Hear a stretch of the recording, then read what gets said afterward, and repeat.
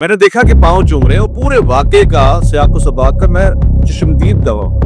اگر آپ نے اسے کوٹ کر دیا کہ وہ جا کے سجدے میں چلے گئے اپنے پیر کے۔ اعلیٰ حضرت کی مسجد میں آج بھی نماز کے بعد بلند آواز سے کلمہ نہیں پڑھا جاتا، لیکن پنجاب جو بریلویوں کا گڑھ ہے، اس کی 99.9% مساجد میں سلام پھیرتے ہی کلمہ بلند آواز سے پڑھتے ہیں۔ جو بیچارے رکھتے جن کی رہ گئی ان کی نماز ڈسٹرب ہوتی ہے۔ جو کافر کہتے ہیں وہ بھی یہی کہتے ہیں کہ یہ کافر ہیں، تم ان کو کافر کہہ رہے ہیں، یہ تو کوئی لاجک ہی نہ ہے۔ میں کیسے کہہ دوں کہ میں نے لوگوں کو قبروں میں سجدے کرتے ہوئے نہیں دیکھا؟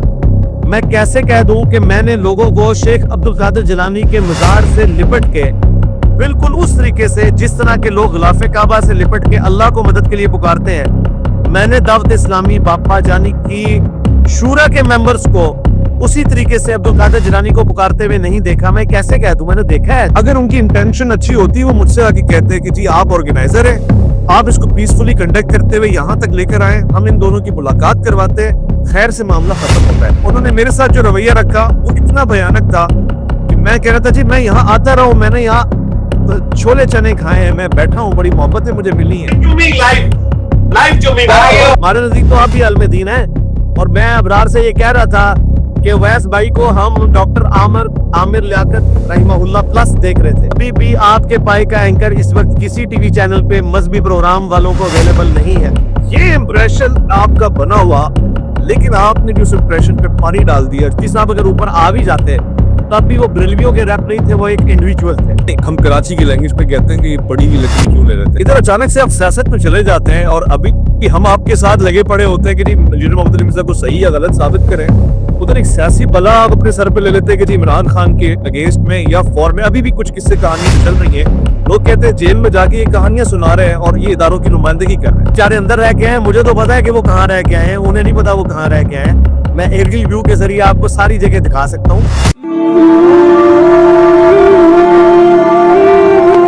سلامتی ہے ان آنکھوں پہ جو ہدایت پہ نظر جمائے بیٹھی ہیں۔ میں آج مختصر رکھوں گا اس لیے کہ مدت کے ساتھ ایک شخص کے ساتھ لڑائی جھگڑا اختلاف چلا آ رہا ہے، مگر آج اسی شخص کو اپنے عدالتی کٹہرے میں، یعنی عدالت تو نہیں ہے مگر یہ آپ کی عدالت ہے جس میں لیے بیٹھا ہوں، اور اس شخص کی تعریف اس لیے کروں گا کہ پروگرام شروع ہونے سے پہلے اس کی ایبسنس میں یہ جملہ کہہ دوں کہ ایٹ لیسٹ وہ حاضر ہو گیا۔ میں اس شخص سے اختلاف رکھتا ہوں کہ وہ مناظرے کے ٹائم پہ فرار ہو جاتا ہے، مگر گفتگو کے لیے حاضر ہو جانا یہ میرا اس کی تائید کے لیے کہنا ہوگا۔ آج میں بڑے سارے سوال پوچھ رہا ہوں ایسی شخصیت کی جس کے ساتھ ہمارا جسے سمجھ لیں کہ ہمارے واقعی محبوب ہے کہ لگا رہتا ہے سلسلہ، تنقید کرنی ہے تو منہ پہ کرنی ہے اور بزرگ کرنی ہے، اور اگر تعریف کرنی ہے تو بھی کرنی ہے اور ان کی ایبسنس میں کرنی ہے۔ انجینئر محمد علی مرزا سے آپ کی ملاقات کرواتے ہیں، ہم ساتھ بیٹھے ہوئے ہیں اور پروگرام کا آغاز ہو جاتا ہے۔ السلام علیکم ورحمۃ اللہ۔ وعلیکم السلام ورحمۃ اللہ وبرکاتہ، ولا حول ولا قوة الا باللہ، اللہم صلی علی محمد وعلی آل محمد، رب اشرح لی صدری ویسر لی امری واحلل عقدۃ من لسانی یفقہوا قولی۔ شکریہ ویس بھائی، ماشاء اللہ تعالیٰ آپ نے میری غیر موجودگی میں جس طرح حق کا ساتھ دیا اور سوشل میڈیا کے اوپر آواز بلند کی، باوجود اس کے کہ آپ کو بھی تھریٹس تھیں، اور دعاؤں میں بھی یاد رکھا، اس کا اجر آپ کو اللہ تعالیٰ ہی دیں گے انشاءاللہ تعالیٰ۔ ہماری دعائیں آپ کے ساتھ ہیں۔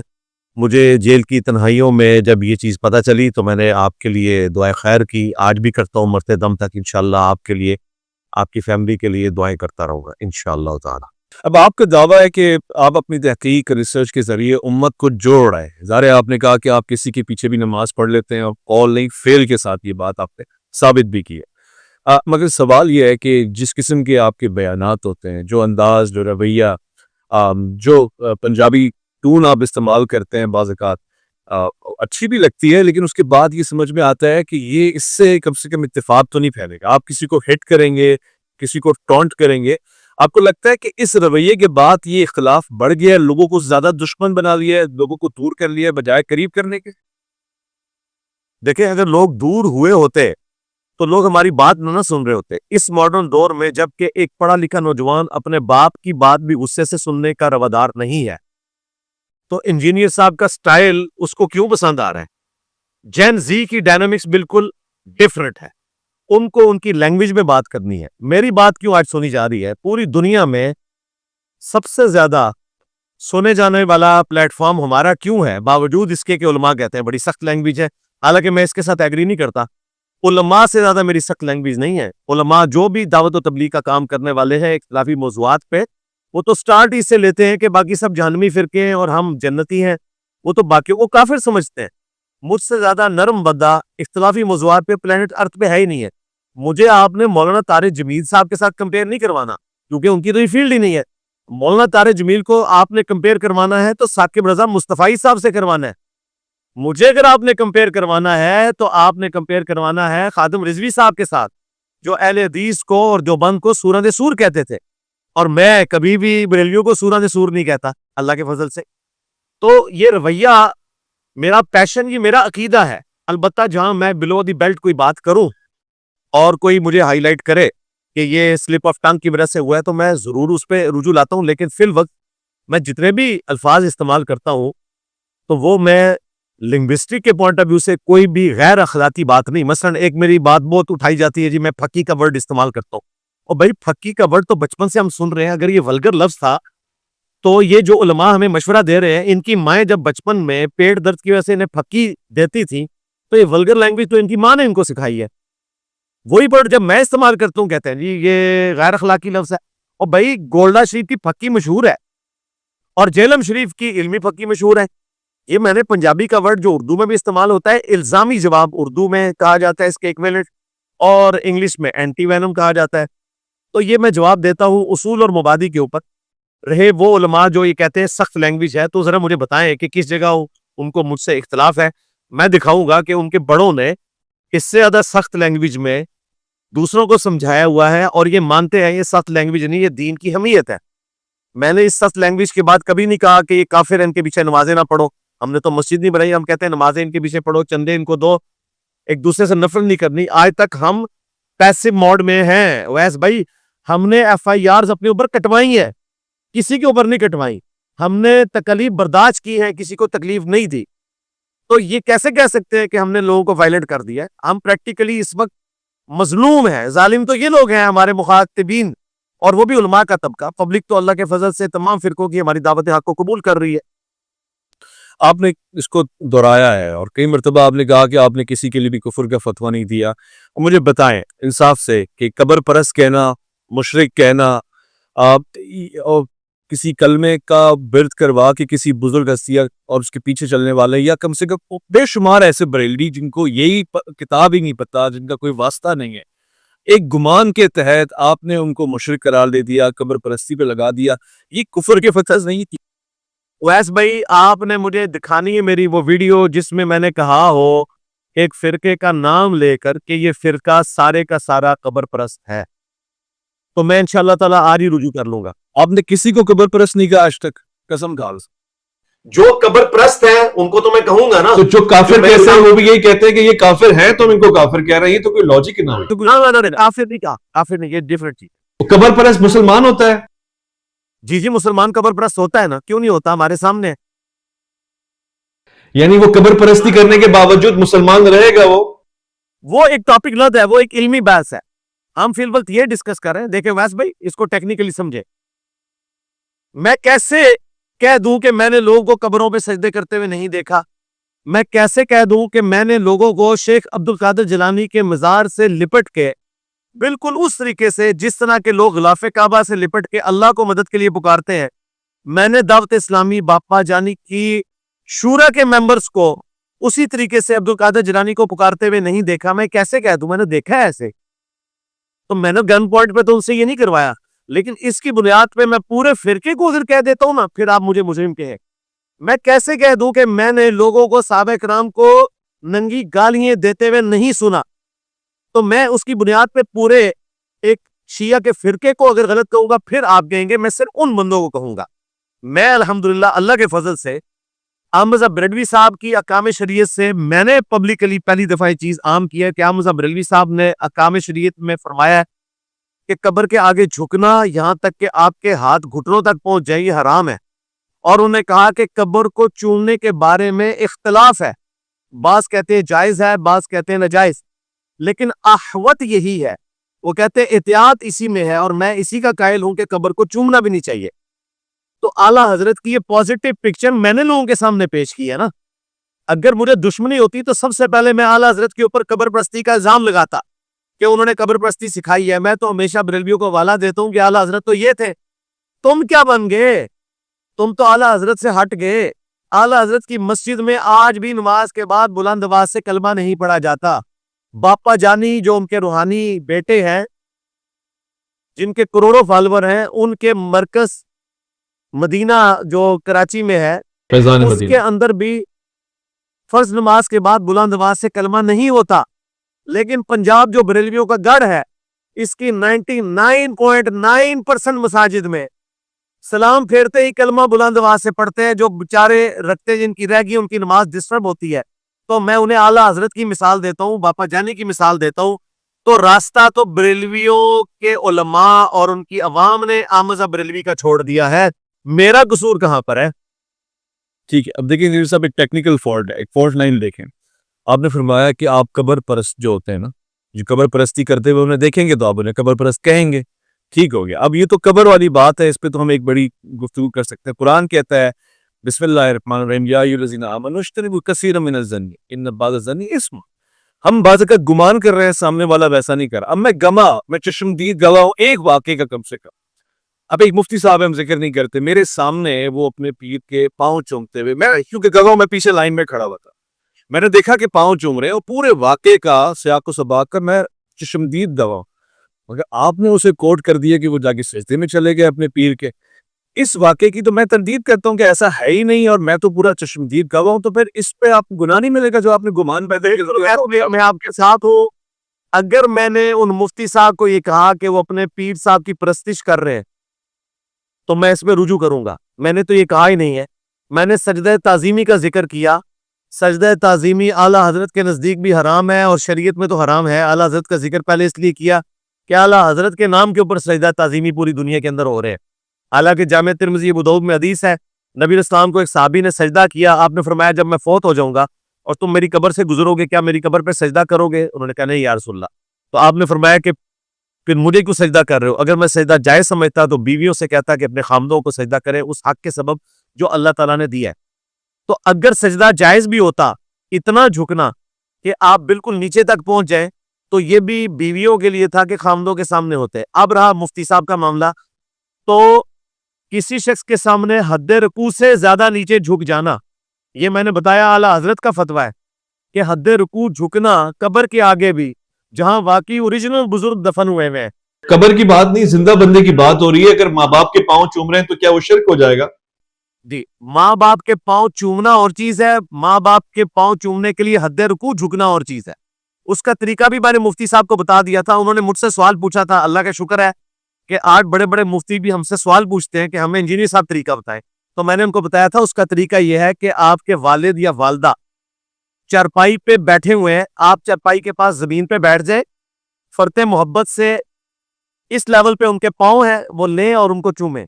لیکن اگر آپ کے والد صاحب زمین پہ بیٹھے ہوئے ہیں اور آپ یوں جا کے ان کے پاؤں چومیں گے تو یہ انہوں نے ہمیں قرآن و حدیث سے ثابت کرنا ہے کہ حد رکوع جھکنا کہاں پر جائز ہے. ہم نے تو اعلیٰ حضرت سے حوالہ دے دیا نا اور ابو داؤد ترمذی سے حوالہ دے دیا. انہوں نے بتانا ہے کہ کسی کے پاؤں چومنے کے لیے حد رکوع جھکنا. انہوں نے خود ازیوم کیا ہے. انہوں نے کہا کہ یہودیوں نے نبی اسلام کے پاؤں چومے. بھئی نبی اسلام ممبر کے اوپر تشریف فرما ہو اور اس میں بھی 3 سیڑھی چڑھ کے اوپر بیٹھے ہوئے ہوں اور ایک شخص آ کے آپ کے پاؤں چومے تو اسے حد رکوع جھکنے کی ضرورت نہیں پڑے گی کیونکہ آلریڈی 4 فٹ کی بلندی کے اوپر نبی اسلام کے پاؤں مبارک ہوں گے. وہ ایسے ہاتھوں میں لے کے چوم سکتا ہے، بالکل چومے. یہ ہمیں بتائیں گے کہ کبھی صحابہ کرام نے حد رکوع یا حد سجدہ میں جا کے نیچے جا کے تلوے چومے ہوں جس طرح انہوں نے جا کے اپنے پیر صاحب کے چومے تھے. ٹائم قیامت تک ہمیں دکھائیں.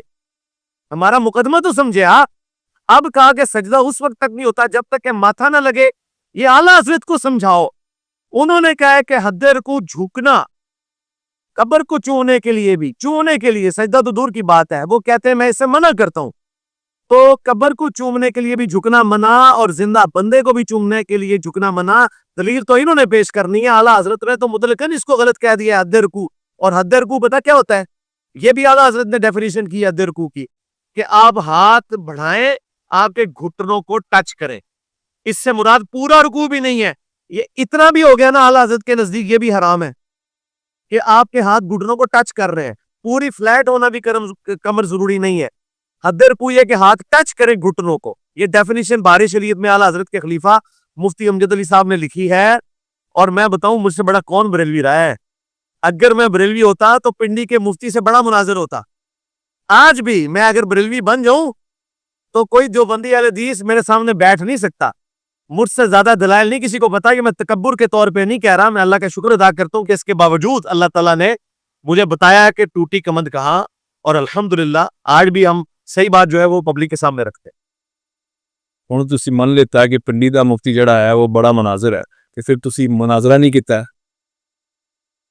ہاں جی, تو وہ اپنے کسی بڑے سے لکھوائیں تو میں تیار بیٹھا ہوں. اس کو کوئی بڑا اون ہی نہیں کر رہا. ان کی تو حالت یہ ہے کہ پاکستان کی سوائے 3-4 مسجدوں کے علاوہ کوئی بریلوی ان کو گھسنے نہیں دیتے. اور جب انہوں نے یہ آپ کی کوششوں کے بعد یہ سب کچھ کیا تھا وہ نومبر کے مہینے میں, تو اسی وقت سب کے کلپ آگے تھے یہ ہمارا نمائندہ نہیں ہے. اس وقت ڈرائیونگ سیٹ پہ بریلویوں کی بیٹھے ہوئے ہیں مفتی منیب الرحمان صاحب, بلکہ وہ بھی اب نیچے آ گئے.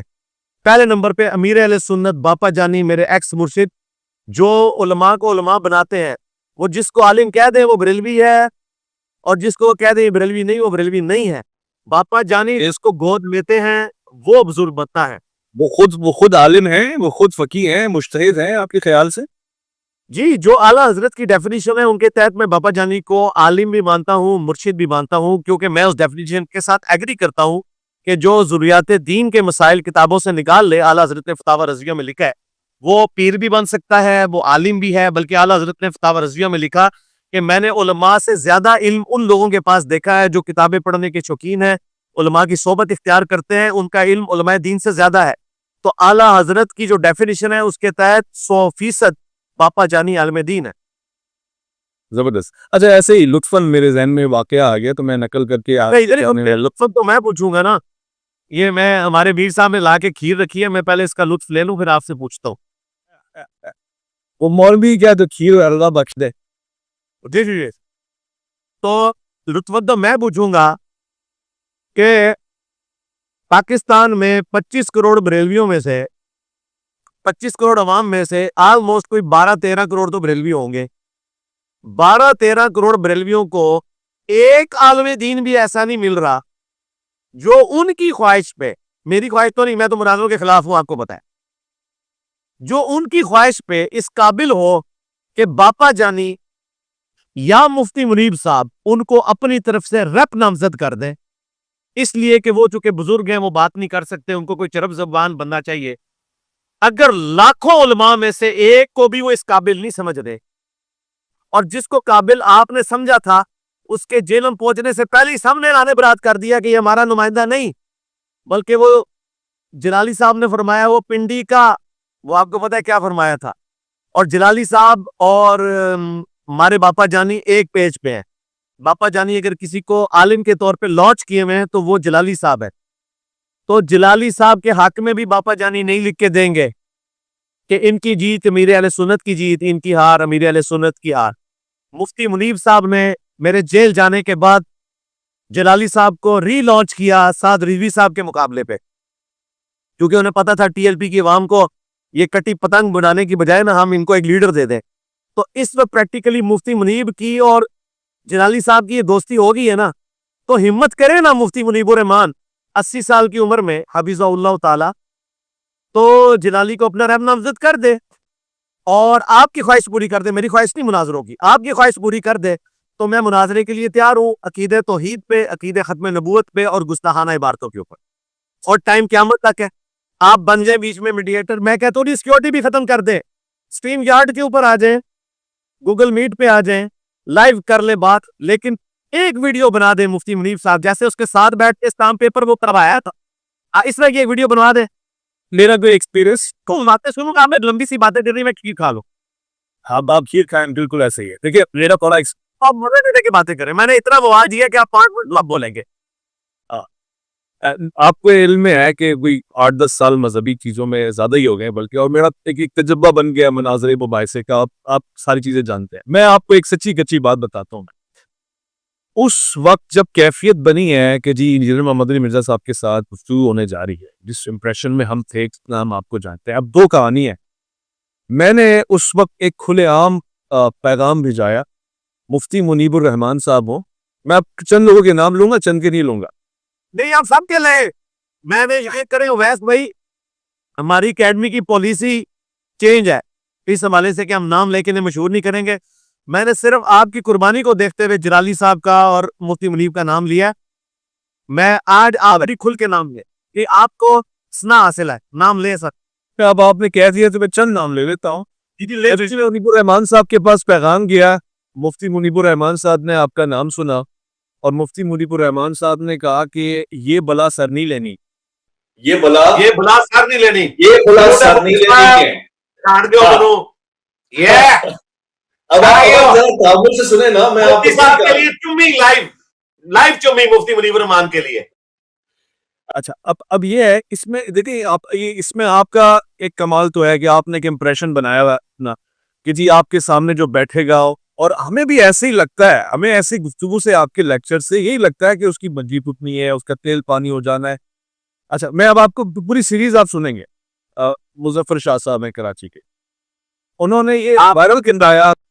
زبان ہے میں جانتا ہوں جی سید ہے، ہمیں احترام اسی بات پہ ختم ہو جاتا ہے ہمارا کہ احترام ہے سید ہے. لیکن انہوں نے یہ مشہور کروایا کہ ان کا نام لیا جائے اور قریشی صاحب کا نام نہ لیا جائے تو وہ تیار بیٹھے ہیں اور ہمیں یہ امپریشن کیا کہ یہ بندہ چل سکتا ہے.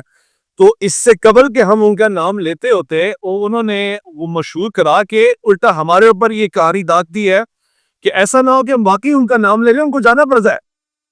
اللہ اکبر. چمی ہے شاہ جی کے لیے بھی چمی ہے. شاہ جی بھی مجھے پہچان گئے، سلوٹ ہے. میں نے کہا تھا نا ہم سے بڑا کوئی بریلوی نہیں. شاہ جی چمی تو ان ساتھ سے ہی چمی ان کے گھر میں بیٹھا ہوں، ہم نے کھانا کھایا، ان کی لطف ان کی مہمان نوازی ہمیں حاصل ہوئی ہے. اس کے بعد انہیں رابطے ہی ختم کر دیے. اچھا جی واہ، الزام یہ رکھا کہ یہ قریشی پارٹی. یس بھائی کیا باتیں کر رہے ہیں آپ؟ الفیہ یہ باتیں کریں گے وہ تو ماننے کی بھی نہیں مانیں گے نا. لیکن میں تو آپ نیوٹرل کھڑا ہوں گا تاریخ میں، چاہے مجھے سپورٹ ملے نہ ملے. میں کیوں کہہ رہا ہوں اس لیے کہ میں نے آخر میں آپ کے اوپر لانی ہے کہ اتنا ہوا الزویس تیار ہے، وہ اتنی بھرم بازیاں ہوئی نہیں. لوگ ڈرے بیٹھے ہیں لاہور میں. ان کے اب نام نہیں لیتا لیکن کوئی جن کی آپ نے بات کی ہے لاہور پر کبھی نام لے. اچھا ایک مجھے بھی ابھی آپ نہیں آ رہا، ایک پگڑی والے سید ہیں، وہ بھی لاہور میں ہی کہیں ہوتے ہیں، وہ آپ کی ویڈیوز کے اوپر ویڈیو بناتے ہیں. اس وقت ابھی کلک نہیں ہو رہا ہوں کا نام، جنہوں نے بھی منیب الرحمان صاحب کی بھی ویڈیو بنائی تھی اور مفتی مسائل صاحب انہوں نے تو بغیر کال پہ بات ہوئی نا جی. سن تک کے تو میرے اوپر قاتلانہ حملہ کروائے گا بھائی. سنے نا مجھے میں تو اس کی مذمت کرتا ہوں کہ قاتلانہ حملہ کسی کے اوپر بھی ہو. اب یہ سب سنیں آپ، ان سے فون پہ بات چیت ہوتی ہے تو اب یہ وہ بھی سنیں گے تو اب دل والے ہوں گے اور اللہ والے ہوں گے تصدیق کریں گے. گپ شپ ہوئی. اس کے بعد انہوں نے کہا جی آپ ہمارا اگر آپ ذکر کرتے ہیں تگڑے بندے کا ذکر کریں نا، قریشی تو ایسا ہے. میں نے کہا سر مجھے قریشی سے کچھ نہیں ہے نہ دینا. اگر کوئی بندہ ان کے جو علمی اختلافات ہیں، جو ان کا انداز ہے، اس کو کوئی کاؤنٹر کر سکتا ہے، مجھے وہ بندہ دے دیں. آپ چلتے ہیں، آپ چلیں تو کہہ لیں گے نہیں یہ اچھا ہے. دیکھیں لوگوں میں پاپولیرٹی ہو رہی ہے، یہ موقف اب ہائی لیول ہو گیا ہے بہت زیادہ. میں اس حوالے سے سنجیدہ ہوں، میں مشورہ لیتا ہوں 2-4 لوگوں سے. لیکن میری ایک شرط ہے، اب آپ یہ بہانے سنیں. یہ شرط یہ ہے کہ میں تب مناظرہ کروں گا کہ محمد علی مرزا صاحب چل کے میرے پاس خود آئے. میں نے قرآن پڑھ لی، وہ پڑھ لی میں نے قرآن کے، ایسے بھی مجھے ویب ملے. یہ کون سی شرط ہے؟ وہ یہاں سامنے آتے رہے جیلم آ کے، آپ کو پتا ہے اتنی دور سے جب ان پہ وہ کیس بنا تھا تو جیلم تو بڑی بار آئے ہیں وہ. تو ان کے اس شرطیہ لہجے کے اوپر ان کو کسی نے کہا کہ ویس ربانی سے بھی نہیں ملنا، یہ بھی جو ہے نا مولائی قسم کا بندہ ہے. تو میں نے کہا ایسے لوگ ویسے ہی دور رہے. اہل بیت کے نام سے اگر کوئی دور ہو جاتا ہے تو وہ رچ ہی ہو سکتا ہے، وہ پاک نہیں ہو سکتا. میں کسی پرٹیکولر بندے کے لیے نہیں کہہ رہا، جنرل بات کر رہا ہوں.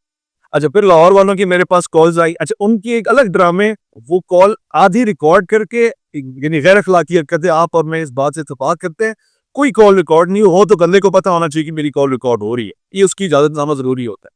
بالکل ذاتی کال کاٹ کے ان کا سارا ہدف جو ہے نا وہ پنڈی والا مولوی یعنی قریشی صاحب کہ ہم نے اس کو ڈسپیرج کرنا ہے، اس کو بدنام کرنا ہے. ان کو کوئی غرض نہیں ہے کہ کیا ہو رہا ہے، پارٹی کدھر جا رہی. لو جی انہوں نے بھی بڑا مایوس کیا.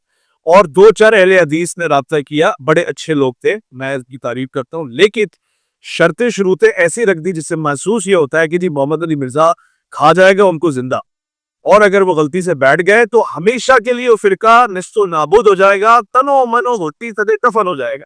یہ امپریشن آپ کا بنا ہوا, لیکن آپ نے جو اس امپریشن پہ پانی ڈال دیا. جب ہم ایک بندہ اللہ اللہ کر کے راضی کر کے لے کے پہنچے تو اس وقت کم سے کم آپ نے ہاتھ ہی ملا دینا تھا, ایک اچھا امپریشن ہی چلا جانا تھا کہ دنیا کو ہم بتاتے کہ نہیں ایسا نہیں ہے کہ آپ کہہ رہے ہیں کہ جی وہ بھاگ جانا ہے, فرار ہو جانا ہے. ان سب کا امپریشن بدل گیا نا, بولے یار کاش ہم چلے جاتے اگر ایسا ہونا تھا. ایسا ہمیں نہیں تھا. وہ ایسا کیوں ہوا, وہ آپ نے ویڈیو دیکھ لی ہے, ہمارے میر صاحب نے عمران بھائی کو بھیجا تھا, وہ ویڈیو آپ نے دیکھ لی ہے جس میں انہوں نے مفتی صاحب سے کہا کہ آپ کے کیمرے بھی آ جائیں گے, سب کچھ آ جائے گا, آپ اوپر آئے چائے سموسے کے لیے. تو انہوں نے کہا میں چائے سموسے کے لیے تو نہیں آیا, تو آپ کی ملاقات بھی ہم کروا دیں گے. اچھا یہ کتنا بڑا فالٹ ہے. یہ آرگنائزر میں ہوں, انہیں گفتگو مجھ سے کرنی ہے, میری ذمہ داری ہے. میں وہاں پہ پبلک میسج دینے لگا ہوں کہ مفتی صاحب بھاگ گئے, مفتی صاحب کمزور پڑ گئے. انہوں نے مجھے نہ صرف اگنور کیا بلکہ میرے ساتھ بدتمیزی کی, اور کراس کر کے مفتی صاحب کے پاس جا کے وہی آنسر جو ایکسپیکٹڈ تھا کہ بھئی آپ نے اس بندے کو سائیڈ لگایا, اس کا مطلب ہے آپ کی سازش ہے کوئی نہ کوئی, آپ کوئی پلاننگ کرے بیٹھے ہیں ہمارے خلاف. تو پھر میرا ان سے مشورہ بھی ہوا اس حوالے سے, which was very wrong, اور وہ صرف ایک ویڈیو کی حد تک تھا. یعنی اس میں قطعاً ان کا یہ ارادہ نہیں تھا کہ وہ مفتی صاحب کو کسی کو اوپر لے کر آئیں, وہ صرف یہ بات عوام کو بیوقوف بنانے کے لیے کہہ رہے تھے. میں اس بات کا گواہ. اگر ان کی انٹینشن اچھی ہوتی وہ مجھ سے آ کے کہتے کہ جی آپ آرگنائزر ہیں, آپ اس کو پیسفلی کنڈکٹ کرتے ہوئے یہاں تک لے کر آئیں, ہم ان دونوں کی ملاقات کرواتے, خیر سے معاملہ ختم ہوتا ہے. انہوں نے میرے ساتھ جو رویہ رکھا وہ اتنا بھیانک تھا کہ میں کہہ رہا تھا جی میں یہاں آتا رہا ہوں, میں نے یہاں چھولے چنے کھائے ہیں, میں بیٹھا ہوں, بڑی محبتیں مجھے ملی ہیں, talk to me and I will do whatever you want. پتا چلا ہے کہ ابرار بھائی نے آپ کو پہچاننے سے انکار کر لیا تھا. مجھے تو یہ بھی پتا تھا اس بات کے, مجھے ابرار سے محبت ہے کیونکہ ہم نے گپے مارے ہیں. بڑی یاری ہے آپس میں. ابرار نے تو یہ آپ کا لائیو سیشن ابرار نہیں رکھوایا ہے. نہیں تو دیکھیں ان باتوں سے مجھے تاثر گیا کہ جی ایک پل میں کہتے ہیں نا حالات بدل جاتے ہیں, واقعات بدل جاتے ہیں, یہ ہمیں پہچان نہیں رہے, ہمیں رسپیکٹ نہیں دے رہے. یعنی آپ کہتے ہیں کہ آپ کے پاس اخلاق انبیاء کے اخلاق کا جز ہے نا, یہ انبیاء کے اخلاق نہیں ہو سکتے. میں اتنا مایوس ہوا اس دن, یعنی یقین مانے نا اس کا. اب ایک کلدم جماعت ہے جو سب بہت تھی, اور اس ابرار بھائی اس وقت ریپ بند کے نیچے نہیں تھے. وہ آپ کی چونکہ آپس میں دوستی یاری تھی, انہوں نے دوستی یاری میں آپ سے کوئی بات کی. ریپ تو عمران بھائی نیچے آئے تھے نا, اور وہ جائے سیدھا گئے مفتی صاحب کے ہاتھ چومے انہوں نے, اور مفتی صاحب سے ڈائریکٹ بات کی ہے. وہ گاڑی سے نہیں نکل رہے تھے. اور اگلی بات تو آپ نے خود ہی کلیئر کر دی کہ مفتی صاحب اگر اوپر آ بھی جاتے تب بھی وہ بریلویوں کے ریپ نہیں تھے, وہ ایک انڈیویجول تھے. تو ویسے نہیں ہونا کو لیکن اچھا یہ تھا کہ آپ آتے ہاتھ ملاتے. میں تو آ نہیں سکتا نا میرے بھائی, میں تو پروگرام میں تھا, اوپر میں پروگرام میں تھا اور نیچے پولیس کا پورا پیرا تھا, 4 ڈی ایس پی کھڑے ہوئے تھے. مجھے تو سیکیورٹی ریزن کی وجہ سے میری جو موومنٹ ہے وہ تو بالکل ہو ہی نہیں سکتی تھی, اسی لیے تو ہم نے ہاں چلے وہ ماضی ہو گیا. تو آپ مجھے بتائیں کہ مفتی منیب صاحب یا باپا جانی کس کے حق میں ویڈیو بنا رہے ہیں آپ کے کہنے پہ؟ ویڈیو میں نے آپ کو بتا دیا نا, میں نے آپ کو اندر کا جن نکال کے دے دیا کہ زندگی کی وہ آپ کہتے ہیں نا ٹائم قیامت ہے, کیا قیامت بھی آ جانی ہے, کوئی ویڈیو نہیں آنی. اس لیے نہیں آنی ہے کہ اس میں آپ بھی تو ٹرک کرتے ہیں نا, آپ کو پتہ ہے ویڈیو نہیں آنی ہے, آپ کا بھی اللہ ٹرک نہیں ہے, ٹرک نہیں ہے. وجہ یہ ہے دیکھیں ہمارے صحابہ کرام پہ جب برا وقت آیا تھا غزوہ حنین میں, تو نبی الاسلام نے فرنٹ سے لیڈ کیا تھا, انا النبی لا کذب انا ابن عبد المطلب. اگر بریلوی فرقے پہ اتنا برا وقت آیا ہے بقول مفتی صاحب کے کہ یہ بلا اپنے گلے نہیں ڈالنی, اگر یہ بلا آپ نے اپنے گلے نہیں ڈالنی تو بلا کو اپنا کام کرنے دو. اور وہی وہ مفتی صاحب کہہ رہے ہیں کہ ہم بھی اپنے پلیٹ فارم سے دعوت کرتے رہتے ہیں, کرتے رہے ہیں, کرتے رہیں گے, انجینئر بھی کرتا رہے. تو ہم کو ایگزسٹ کر رہے ہیں نا آپس میں. کیا جو بندی اکٹھے ہو کے بریلویوں کے مدرسے پہ چڑھ دوڑتے ہیں کہ آؤ مناظرہ کرو, یا بریلوی جو بندیوں کے اوپر چڑھ دوڑتے ہیں؟ نہیں, تو کو ایگزسٹ کریں گے. سوشل میڈیا پہ جو اب آپ کام کر رہے ہیں, آپ بھی اپنا موقف رکھیں, میں بھی موقف رکھتا ہوں, سب لوگ کو ایگزسٹ کریں گے, عوام فیصلہ کر دے گی خود بخود انشاءاللہ تعالی.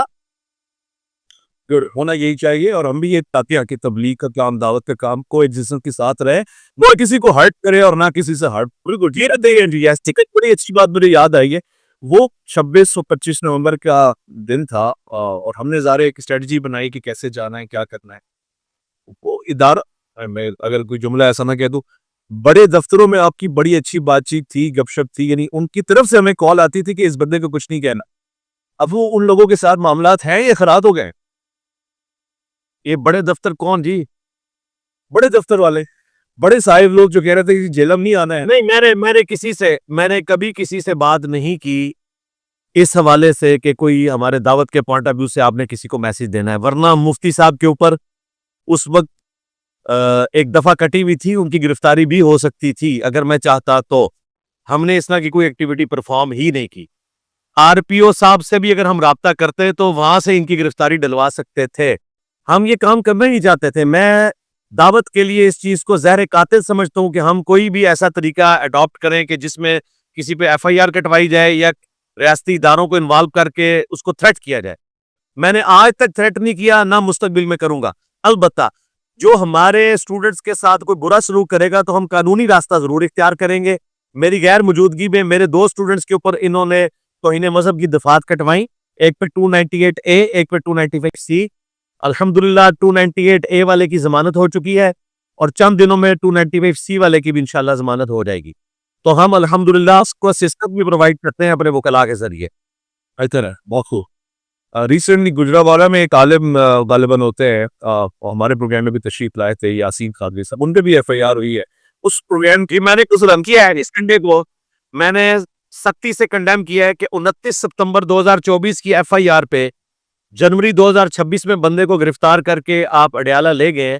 اختلاف رائے آپ کر سکتے ہیں, لیکن یہ کرنا کہ ایف آئی آرز کٹوانا اور گرفتاریاں ڈلوانا, اس سے تو پھر کوئی نہیں بچے گا. میں آپ کو بتاؤں, باپا جانی سر سے پہلے گرفتار ہوں گے اگر ہم نے قانونی راستہ اختیار کیا, کیونکہ باپا جانی نے ویڈیوز میں کہا ہوا ہے کہ اعلیٰ حضرت پہ ہماری آنکھیں بند ہیں, اعلیٰ حضرت کی احکام شریعت اور اسام الاربعین وہ پڑھنے کے لیے اپنے مریدوں کو ریکمینڈ کرتے ہیں, جس میں دیوبند اہل حدیث اور شیعہ کو مرتد واجب القتل لکھا ہوا ہے.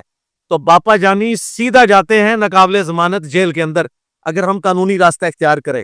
میں آپ کو یہ آن کیمرہ بات بتا رہا ہوں, اگر یہ حرکت کی جائے.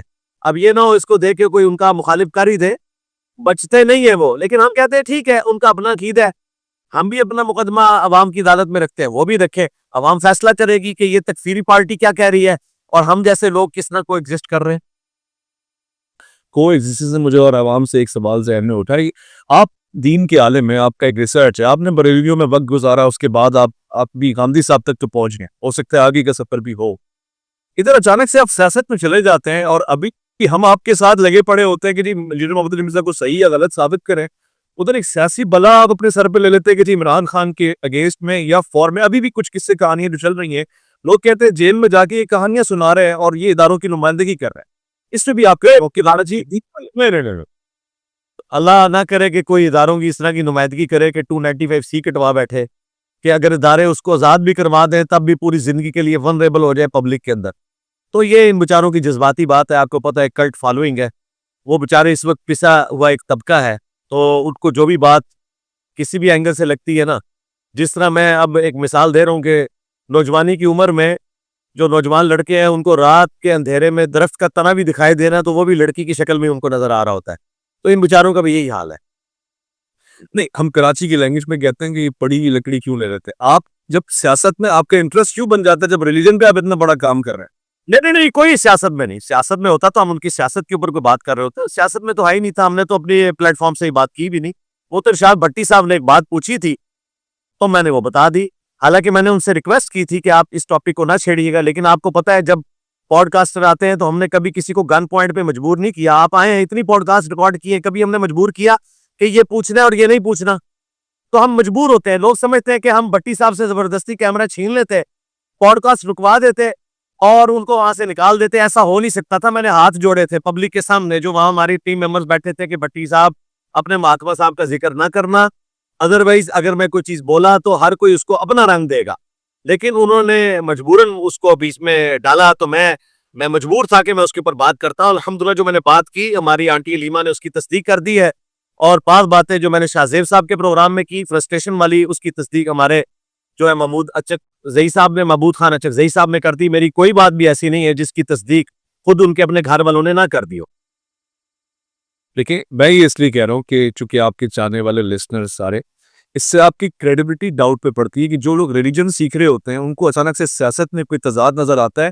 جیسے ابھی اس بیان کے بعد مجھے ایک بڑے مفتی صاحب نے کال کی اور بولا کہ بھائی جس جیل میں یہ ہے 500 میٹر کا فاصلہ ہے, میں اسی جیل سے ہو کر آیا ہوں, جس چکی کی یہ بات کر رہے ہیں کوئی دیوار نہیں ملتی, کچھ نہیں ملتا, یہ سراسر جھوٹ ہے, دین کی کسی باہر نقصان ہے. نعوذ باللہ. پہلی بات تو یہ ہے کہ جیل کے اندر بیٹھے ہوئے لوگ آپ کے ساتھ جو تھے ریسنٹلی ان کی واقعات بتا رہا ہوں میں آپ کو. کہہ رہی ہے وہ جو اندر رہ کے ہیں نا ٹی ایل پی والے, ان کی بیرک بہت دور ہے وہاں سے. مجھے پتا ہے جو 250-300 لوگ اندر رہے ہیں ٹی ایل پی والے, ان کی بیرک وہاں سے بہت دور ہے. سزائے موت کی جو چکیاں ہیں اور توہین مذہب کی چکیاں وہ عام جگہ سے بالکل ہٹ کے ہوتی ہیں, کیونکہ خطرہ ہوتا ہے کہ کوئی بندہ, کوئی وہاں پہ عام پھرنے والا قیدی بھی وہاں پہ گھس کے کسی کے ساتھ کوئی ایسی ایکٹیویٹی پرفارم نہ کرے. وہ بالکل الگ سے ہوتی ہے. تو جو بیچارے اندر رہ کے ہیں, مجھے تو پتا ہے کہ وہ کہاں رہ کے آئے ہیں, انہیں نہیں پتا وہ کہاں رہ کے آئے ہیں. میں ایریل ویو کے ذریعے آپ کو ساری جگہ دکھا سکتا ہوں. تو بالکل غلط بیانی کر رہے ہیں, ان بیچاروں کو بالکل نہیں پتا. میں نے جو کچھ سنا میں نے بیان کر دیا, اور اس کا مقصد کسی کو نعوذ باللہ من ذالک ڈی فیم کرنا نہیں تھا, نہ کو بدنام کرنا تھا. جو میں نے سنا وہ میں نے بیان کر دیا, اور جو میں نے سنگا وہ بھی بتا دیا. اور میں اگلی بات کروں, اس کا میں اکیلا گواہ نہیں ہوں, کم از کم 25 سے 30 لوگ اس کے گواہ ہیں جو ان چکیوں میں رہ چکے ہیں. اور انشاءاللہ تعالیٰ توہین مذہب کے کیسز میں جب وہ باہر نکلیں گے تو میں ایک ایک کر کے آپ کی خواہش کے اوپر پروڈیوس بھی کر لوں گا. جو میں اکیلا گواہ دی ہوں سب کو پتا ہے, اور ان کو بھی پتا ہے. اللہ کے فضل سے سب نے تصدیق کر دی ہے, میری باتوں کی تو تصدیق ہو گئی ہے, تردید تو کسی نے بھی نہیں کی. میرے خیال ہے کہ لوگ یہ کہہ رہے ہیں کہ جیسے آپ کہتے ہیں کہ فلاں کے ماننے والے کہانیاں سناتے ہیں, آپ کے بارے میں اس سیاسی رائے کو دیکھتے ہیں وہ کہہ رہے ہیں یہ کہانیاں ہیں, اس کی کوئی قرآن حدیث نہیں, کوئی نہیں فرق پڑتا. میں ان کے اس طرح کے دعویٰ کرنے سے کیسے مان لوں؟ جو میں نے خود سنا ہوا ہے میں اس کا انکار کروں, میں تو جھوٹ بولوں گا نا, اللہ کے حضور میں مجرم ہو جاؤں گا نا. اور دوسرا یہ تو وہ لوگ ہیں جو تو کئی دفعہ خان صاحب کو جیل میں قتل کروا چکے ہیں. یہ تو وہ لوگ ہیں. تو ان لوگوں کی تو اپنی کریڈیبلٹی کے تحت تو خان صاحب کئی بار مردہ ہو کے دوبارہ زندہ ہو چکے ہیں, تو ان بیچاروں کی کیا کریڈیبلٹی ہے؟ چھوڑ دیں, آگے چلیں. نیکسٹ ہے, اس وقت ہم زیادہ بین الاقوامی صورتحال کو آپ دیکھ رہے ہیں, اور آپ نے کئی مرتبہ ایسے بیانات دیے ہیں جس سے وہ لوگ جو سوچتے ہیں کہ نہیں یہ بڑا ایک پازیٹیو بیان آئے گا, ریسرچفل بیان آئے گا. ابھی جو صورتحال ہے کہ مقبوضہ ریاست جو فلسطین کے پاس ہے اور یہ ایران اور یہ سب کچھ, اس میں آپ دیکھتے ہیں کہ ایران کی خارجی پالیسی کمزور ہے, اور یہ اس طرح کے ایک مسلمان ایکسیپٹیبل نہیں ہے. یہ غلط ہے, یہ غلط کر رہے تھے اور ان کو غلط کا نتیجہ مل جائے گا ابھی جو کچھ بھی امریکہ ان کے ساتھ کرنے والا ہے یا کر رہا ہے. کیونکہ آپ دیکھیں بیلٹ روڈ سسٹم کی تعریفیں بھی کرتے ہوئے وہ ویڈیو کلپس ہمارے پاس آئے تو ہم نہیں سمجھ سکے کہ آپ ہیں کس طرح.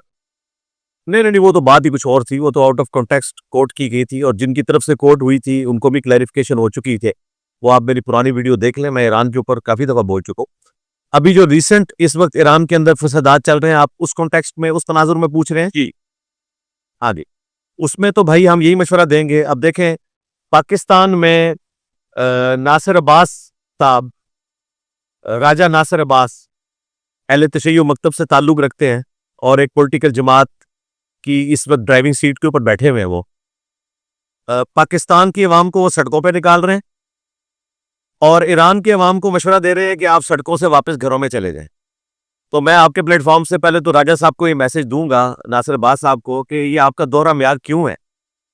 ریٹ آف دی گورنمنٹ کو چیلنج کرنا جس طرح ایران کے اندر غلط ہے, پاکستان میں بھی ریٹ آف دی گورنمنٹ کو چیلنج کرنا, دنگا فساد کرنا غلط ہے. دونوں جگہ ایک ہی اصول آپ رکھیں. تو میں تو بالکل اس حق میں نہیں ہوں جو کچھ ایران میں ہو رہا ہے, اور بیرونی طاقتوں نے جو انوالو ہو کے وہاں پہ ایران کو جس طریقے سے ڈیسٹیبلائز کرنے کی کوشش کی ہے, انشاءاللہ تعالیٰ وہ کامیاب نہیں ہوگے. اب تو کافی حد تک زور ٹوٹ چکا ہے. تو میں تو ایران کی حکومت کے ساتھ کھڑا ہوں اس حوالے سے کہ ہمیں ان کا ساتھ دینا چاہیے, اور ان کی بھی عوام کی جو اکثریت ہے وہ اپنے حکمرانوں کے ساتھ ہے. ظاہر ہے وہ ایک ریلیجس معاشرہ ہے, لیکن حکمرانوں کے اینڈ سے بھی چند چیزوں کے اوپر کچھ سختی والا جو معاملہ ہے اس میں ان کو تھوڑا بہت نرمی کا معاملہ کرنا چاہیے. اپنے عوام کے جو بیسک رائٹس ہیں ان کی طرف توجہ دینی چاہیے, خصوصاً جو غربت کی سطح سے نیچے لوگ زندگی گزار رہے ہیں ان کے ساتھ کوئی ہیلپ آؤٹ ان کو کرنے کا معاملہ کریں. لیکن ان تمام چیزوں کے باوجود کوئی جواز نہیں بنتا کہ اس طریقے سے حکومت کو ڈسٹیبلائز کرے, ایران کے عوام کو میں یہ میسج دوں گا کہ جو حشر لیبیا کا ہوا، مصر کا ہوا، عراق کا ہوا، وہ بھی وہی حشر آپ کا ہوگا اگر آپ کی حکومت اس وقت جو ہے یہ ختم ہو گئی. تو ہم کسی بھی ایسی ایفرٹ کو قبول نہیں کریں گے. میں اس سے بڑھ کے بات کرتا ہوں، کل کو خدا نہ خواستہ امریکہ کے پریشر میں آ کر پاکستان کوئی ایسی پالیسی اڈاپٹ کرتا ہے جس میں پاکستان کی حکومت ایران کے ان احتجاج کرنے والوں کا ساتھ دیتی ہے رجیم چینج کے لیے، تو میں اس معاملے میں بھی ایران کے لوگوں کے ساتھ کھڑا ہوں گا کہ اس طرح کا کوئی لٹ فرائی کرنے کی پاکستان کو ضرورت نہیں ہے. ٹھیک ہو گیا. پروگرام کا آخری حصہ ہے، میں کچھ 1 سینٹنس سے 2 سینٹنس آنسرز کی طرف ہوتا ہوں. کوشچنز بھی شارٹ ہی ہیں.